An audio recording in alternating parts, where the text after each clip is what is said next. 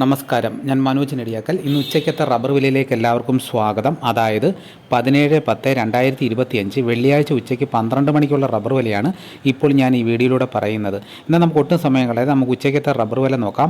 രാവിലെ റബ്ബർ വില കച്ചവടം ആരംഭിച്ചത് RSS 4 ഒരു കിലോയ്ക്ക് 186 രൂപ 50 പൈസയ്ക്കും RSS 5 1 കിലോയ്ക്ക് 183 രൂപയ്ക്കുമായിരുന്നു.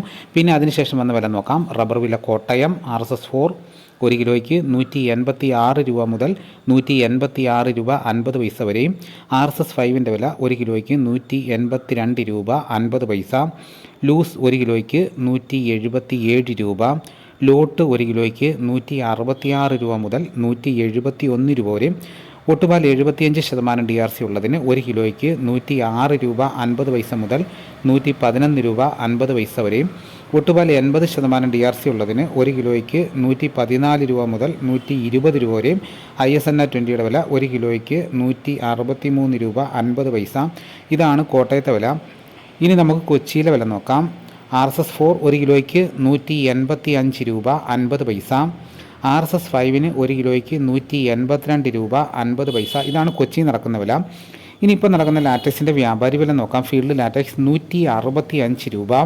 25% DRC ഉള്ള 200 ലിറ്റർ കൊള്ളുന്ന ബാരലിന് 8250 രൂപയും 30% DRC ഉള്ള 200 ലിറ്റർ കൊള്ളുന്ന ബാരലിന് 9900 രൂപ, 35% DRC ഉള്ള 200 ലിറ്റർ കൊള്ളുന്ന ബാരലിന് 11550 രൂപ.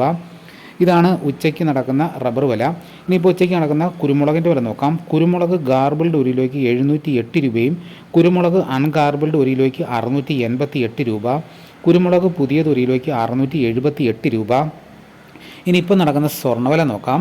സ്വർണ്ണവില നോക്കിക്കഴിഞ്ഞാൽ സ്വർണ്ണവില ഇന്ന് വർദ്ധിച്ചിരിക്കുകയാണ്. അതായത് ഇന്നലെ ഉച്ചയ്ക്കത്തെ വില വെച്ച് നോക്കുമ്പോൾ ഇന്ന് ഉച്ചയായപ്പോഴത്തേക്ക് 2440 രൂപയാണ് ഒരു പവൻ്റെ പുറത്ത് കൂടിയിരിക്കുന്നത്.